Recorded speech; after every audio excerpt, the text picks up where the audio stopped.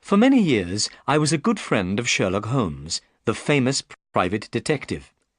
During this time, Holmes solved many unusual mysteries, but perhaps one of the most unusual was the mystery of the speckled band.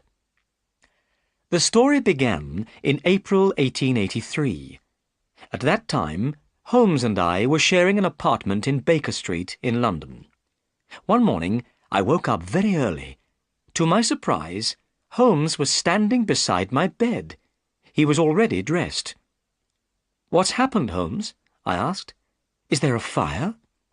"No, Watson," replied Holmes. "A client has just arrived. A young lady is waiting downstairs.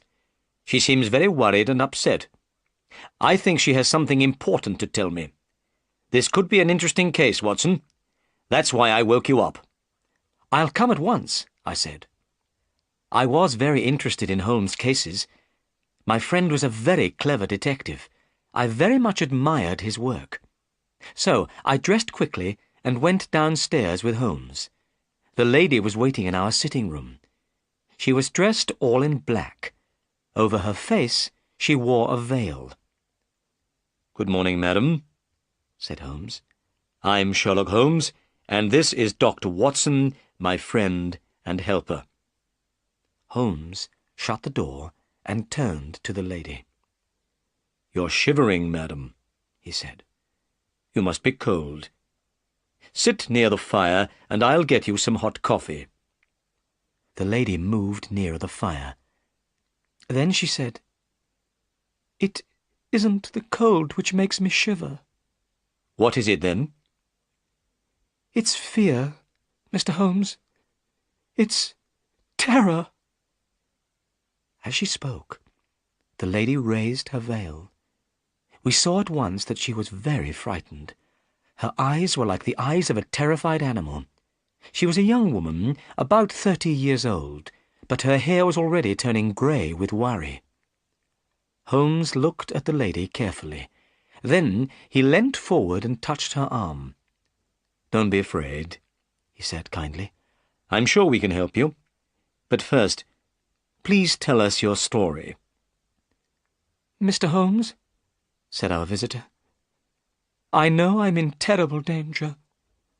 Please tell me what to do." The picture sequence from the cinema has finished. You can look at it once more if you want. "I'm listening carefully," said Holmes. So the lady began her story. "My name," she said, "is Helen Stoner.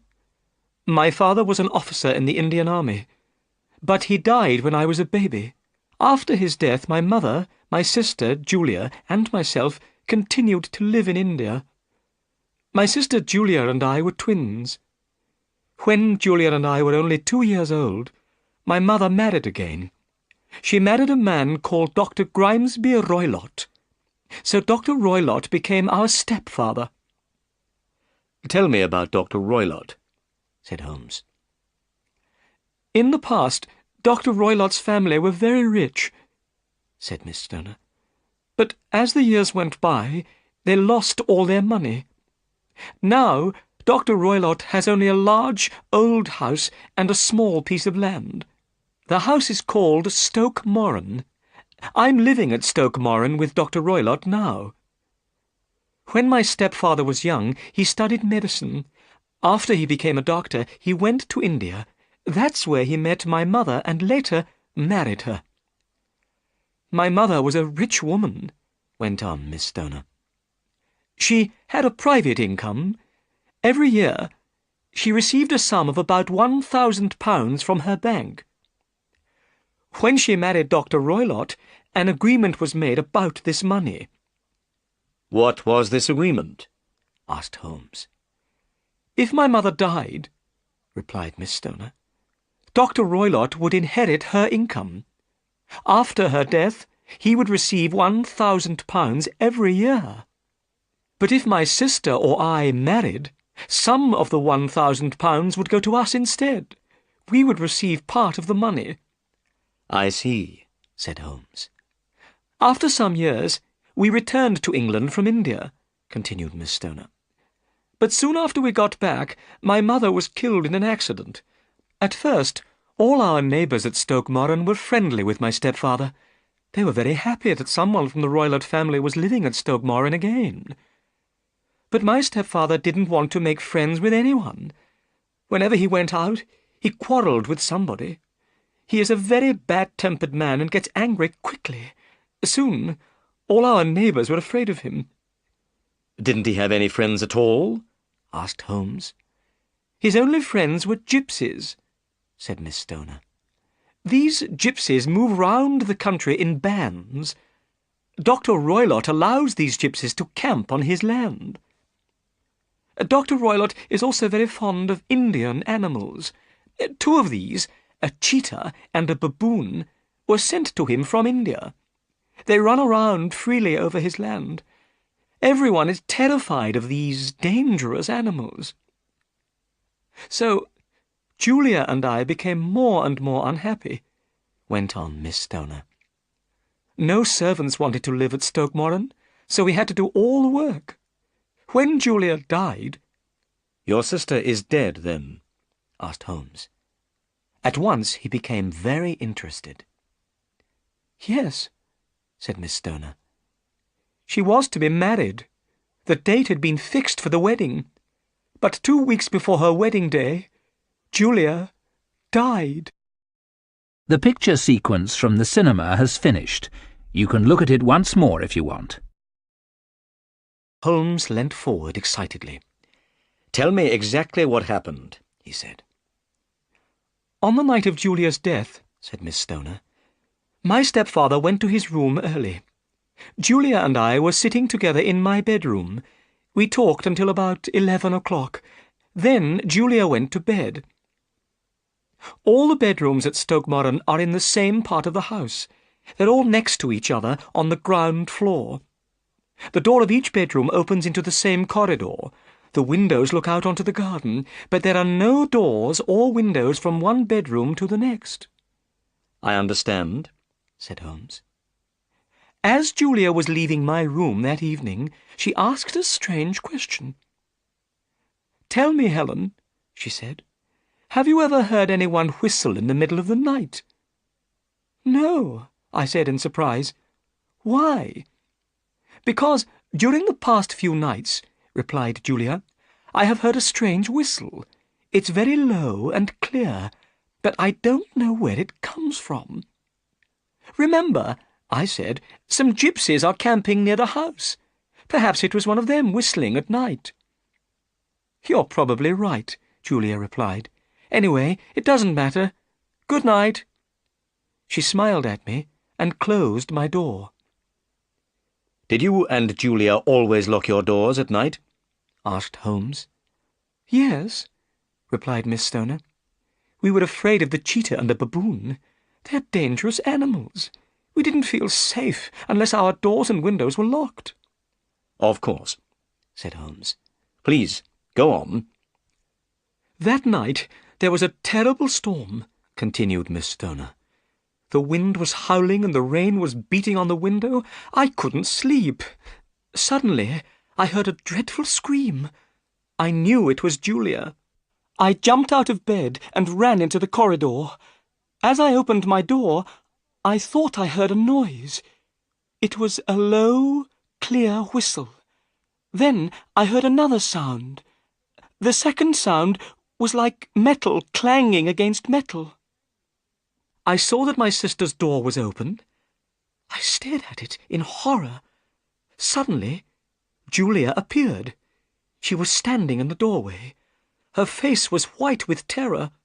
Her eyes were staring wildly. She was swaying from side to side like a drunk person. Then she fell on the floor. Her body moved like someone in terrible pain. Suddenly, she screamed these words, "Oh, my God, Helen, it was the band, the speckled band." Then she fainted. At that moment, my stepfather came out of his room. He ran down the corridor to help Julia, but there was nothing he could do. My stepfather went to the village to bring another doctor, but before he returned, poor Julia was dead. How was your sister dressed? Asked Holmes. She was wearing her nightdress.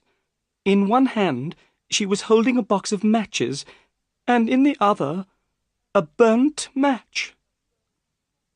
So she had lit a match to see around her, said Holmes. That could be important. Was the cause of her death ever discovered? No, replied Miss Stoner. Nobody could find out how she died.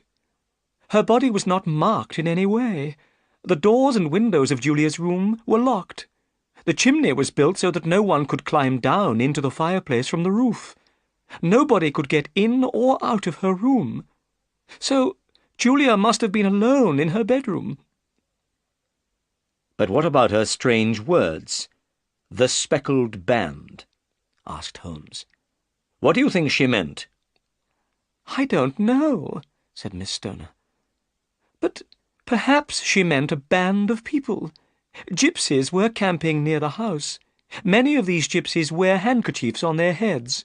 These handkerchiefs have a design of spots or speckles, so perhaps Julia was trying to describe the band of gypsies. Holmes looked doubtful. Please, go on, he said. Julia died 2 years ago, said Miss Stoner. Since her death, I've been very lonely. But recently, a dear friend of mine asked me to marry him. We're getting married very soon. But 2 days ago, some builders arrived at Stoke Moran. The builders started to knock a hole through my bedroom wall. So I had to move out of my room and into Julia's room. I've been sleeping in her bed. Miss Stoner stopped for a few moments. Then she said, Mr. Holmes, last night I heard a terrible sound. What was that? I asked. It was a whistle, Dr. Watson. A low, clear whistle. The same sound Julia heard for several nights before she died. The picture sequence from the cinema has finished. You can look at it once more if you want.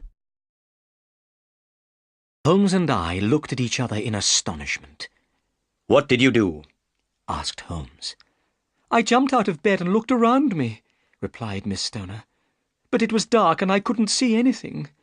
At daylight, I went to the station and caught a train to London. I knew I had to see you, Mr. Holmes. You are the only man who can help me. But I can only help you if you tell me everything, said Holmes. You have not told me everything, Miss Stoner. What do you mean? Asked Miss Stoner in surprise. Holmes did not answer. He took hold of Miss Stoner's arm and pushed back her sleeve. I saw 5 red marks on her arm. They were the marks of 4 fingers and a thumb. Somebody had held Miss Stoner's arm tightly. Your stepfather has hurt you badly, said Holmes. Miss Stoner's face became red. Dr. Roylott is a very strong man, she said. He doesn't know how strong he is. Holmes stared into the fire without speaking. I knew he was thinking hard. I need some more information, he said at last. But we must move quickly.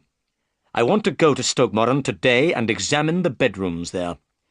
But your stepfather must not know about my visit. Dr. Roylott has important business in London today, said Miss Stoner. He'll be away from home all day. Excellent, cried Holmes. Will you come with me, Watson? Of course, I replied. Then, Miss Stoner, we'll arrive at Stoke Moran early this afternoon. I must go now, said Miss Stoner. But I feel much happier, now that I've told you about my troubles. Goodbye. She pulled her veil over her face and left the room. Holmes leant back in his chair. Well, Watson, he said, this matter is very strange. I don't understand it, I said. Helen Stoner's sister, Julia, was alone in her bedroom. Nobody could get in or out. So how did she die? And what about the whistle in the night? Said Holmes. And the dying woman's words about the speckled band? I don't know, I said. Perhaps the band of gypsies— Suddenly, the door of our room was thrown open and a man appeared. He was so large that his body almost filled the doorway. His face was red and his eyes were cruel. The man stared at Holmes. Then he looked at me. "Which of you is Holmes?" he asked rudely. "That's my name," answered my friend quietly. "Well, I'm Dr. Grimesby Roylott of Stoke Moran," said the man. "I know my stepdaughter's been here. I've followed her. What has she been saying to you?" Holmes was not afraid of the large man. He was not going to tell Dr. Roylott anything about Helen Stoner's visit. So he said politely, "The weather is a little cold just now, isn't it?" "Answer my question!" shouted Dr. Roylott angrily. "What has my stepdaughter been saying to you? I've heard about you, Holmes. You're a busybody. You interfere in other people's lives. Well, keep out of my life. I'm a dangerous man. Look!" A poker was lying beside the fire. It was made of iron and was very heavy. Dr. Roylott stepped forward and picked it up. He bent the poker with his huge hands. Then he threw it back into the fireplace. "I'm warning you, Holmes. Keep out of my life," he said again. Then he left the room. Holmes began to laugh. "Well," he said, "perhaps I'm not as large as Dr. Roylott, but I'm just as strong." As he spoke, Holmes picked up the poker and pulled it straight again. "Now," said Holmes, "let's have some breakfast, Watson. Then I have some business to do. I need more information." The picture sequence from the cinema has finished. You can look at it once more if you want. It was nearly 1 o'clock before Holmes returned. He looked excited. "I've been to Mrs. Roylott's lawyer," he said. "I've seen her will. This is what she wanted to happen to her money after her death. After her death, Dr. Roylott inherited all of his wife's income. But if Julia and Helen Stoner married, they would receive a large part of the income instead." "So, Dr. Roylott would lose a lot of money," I said. "Exactly," said Holmes. "But now, Watson, we must hurry. And please, bring your gun with you." We caught a train to Leatherhead, the nearest town to Stoke Moran. Then we drove along the country lanes to Dr. Roylott's house. It was a beautiful spring day. Soon we saw a large house through the trees. "That's Stoke Moran," said our driver, pointing at the house. "The quickest way to get there is through the fields. See? Where that lady is?" We saw a lady walking towards us. It was Helen Stoner. We paid the driver, and he set off back to Leatherhead. Miss Stoner hurried forward to meet us. "We have plenty of time," she said. "Dr. Roylott won't return from London until this evening." "We've already met your stepfather," said Holmes. He told Miss Stoner about Dr. Roylott's visit. Miss Stoner's face went white. "So he followed me," she said. "I'll never be safe from him." "Come," said Holmes. "Let's examine the bedrooms." We walked across the fields to the house. We saw that work was being done on one wall of the house. This was the wall of Miss Stoner's bedroom. "This is strange," said Holmes. "I can't see why this work is necessary." "No," said Miss Stoner. "I am sure that the work is not necessary. It is an excuse to get me to move from my room." "Well," said Holmes, "I want to examine the room you're sleeping in now, your sister Julia's room." The room was small, with a low ceiling and a wide fireplace. There was some old furniture in the room, a bed, a table, and 2 chairs. Holmes examined everything carefully. Suddenly he pointed to a long rope which hung down by the bed. The end of this rope touched the pillow. The rope looked like a bell rope for calling a servant. If the person in bed wanted something, they could pull the rope. The rope would be attached to a bell in another part of the house. The bell would ring, and a servant would come. "That bell rope looks very new," Holmes remarked. "Yes," replied Miss Stoner. "It was put in only 2 years ago." Holmes pulled the bell rope. We waited. But nothing happened. We could not hear a bell ringing anywhere in the house. "Look," said Holmes suddenly. "This isn't a real bell rope. It doesn't go anywhere. It's attached to a hook on the ceiling." We all stared up at the ceiling. Holmes was right. Then I noticed something else. Near the top of the bell rope was a tiny opening in the wall. It looked like a small ventilator. Holmes saw the ventilator too. "That's strange," he said.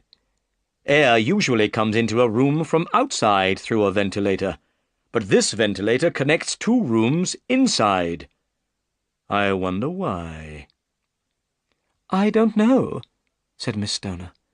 "But the bell rope and the ventilator were put in at the same time." "That's very interesting," said Holmes. "A bell rope which doesn't ring a bell, and a ventilator which doesn't ventilate. They are both false. And now, Miss Stoner, I'd like to examine your stepfather's room."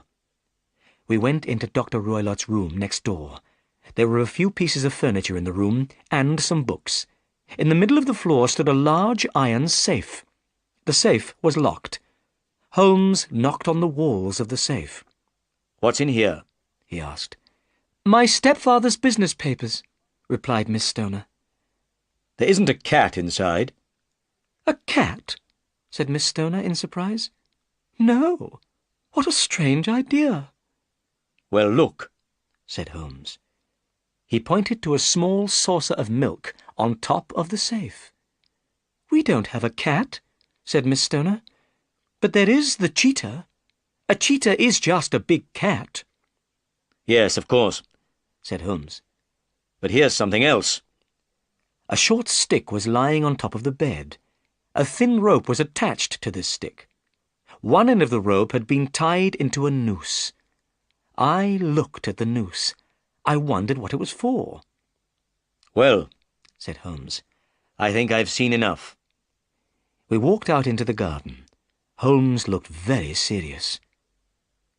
"Miss Stoner," he said at last, "Dr. Watson and I must wait in your room tonight." Miss Stoner and I looked at each other in astonishment. "Yes," said Holmes. "Your life is in great danger." The picture sequence from the cinema has finished. You can look at it once more if you want. "This is my plan, Miss Stoner," said Holmes. "Listen carefully. When Dr. Roylott returns, go into Julia's room, but don't go to bed. Wait until you hear Dr. Roylott go to bed. Then put a lamp in the window. Then go to your own room. You must stay there all night.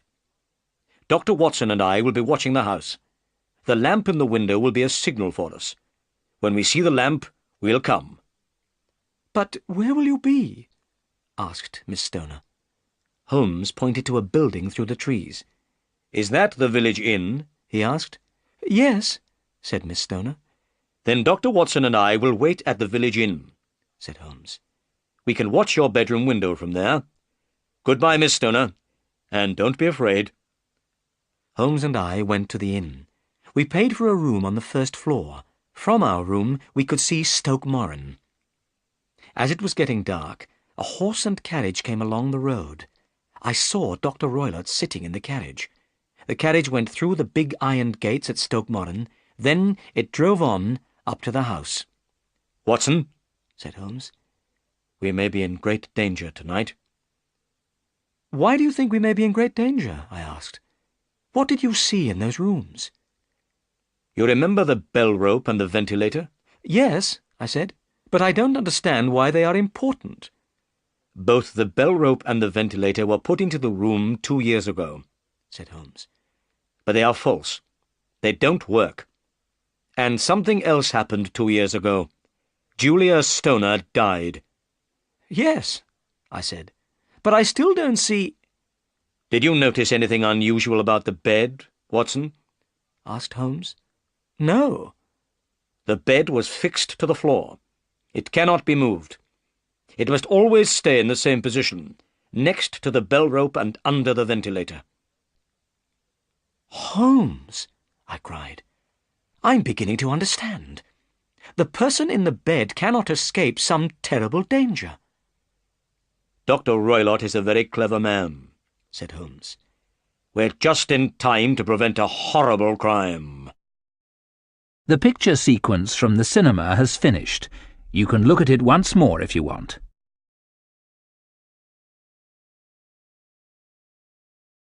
About 11 o'clock, we saw a light. It was the lamp shining from the bedroom window. Holmes jumped up excitedly. "That's our signal, Watson," he said. "Come on." We hurried along the road. The yellow light was still shining from the bedroom window. We went into the garden of Stoke Moran and walked towards the house. Suddenly, a dark shape ran in front of us. It was like a child with very long arms. But it was not a child. I felt very afraid. "What was that, Holmes?" I asked. Holmes laughed quietly. "It was one of Dr. Roylott's animals," he said. "That was the baboon." We reached the house and climbed through the window into Julia's bedroom. Holmes closed the window. Then he whispered in my ear. "We must put out the light, Watson. Dr. Roylott might see the light through the ventilator." I took my gun out of my pocket and put it on the table. Holmes had brought a long, thin stick with him. He put this stick on the bed. He put a box of matches beside the stick. I put out the lamp, and we waited. I shall never forget that terrible night. We were in complete darkness, and we knew we mustn't make a sound. We heard the bell in the village clock. It struck midnight, then 1 o'clock, 2 o'clock, 3 o'clock. Still we waited. Suddenly, I saw a light shining through the ventilator. Somebody in Dr. Roylott's room had lit a lamp.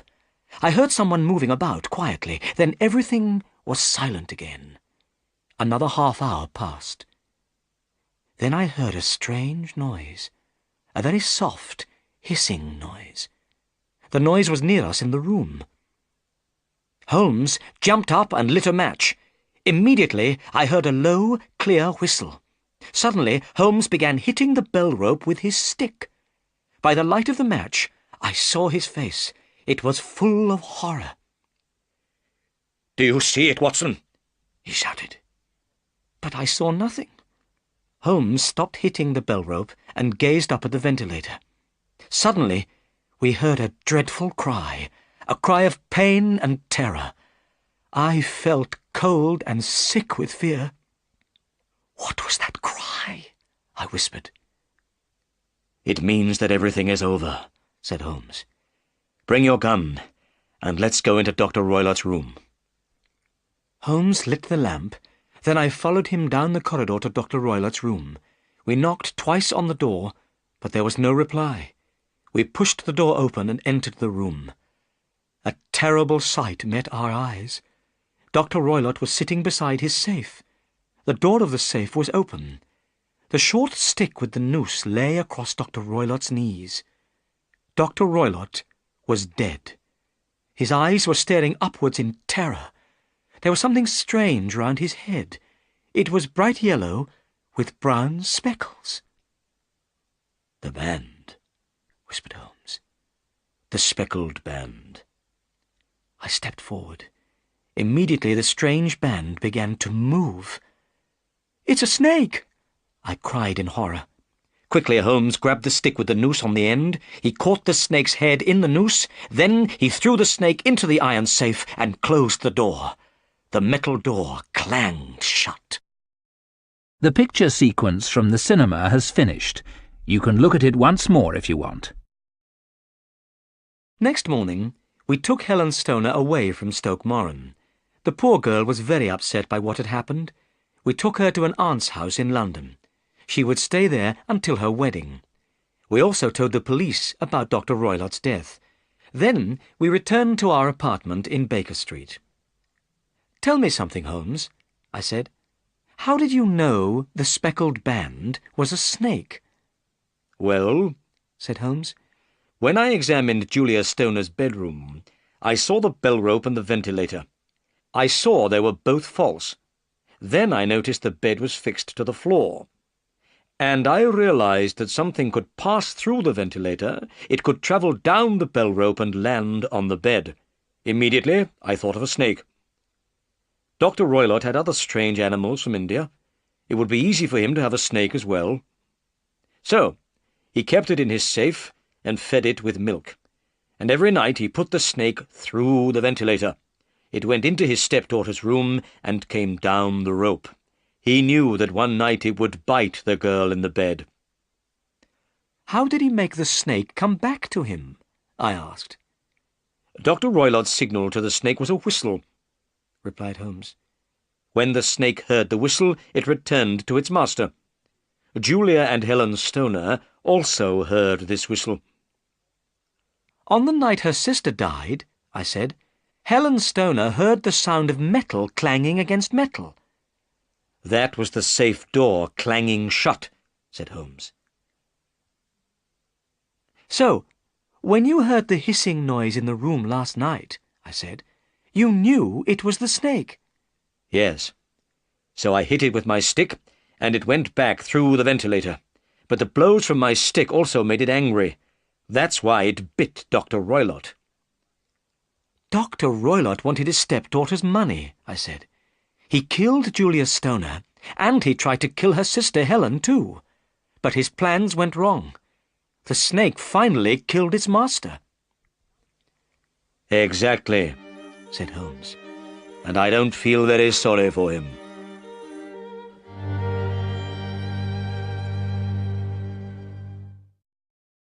The picture sequence from the cinema has finished.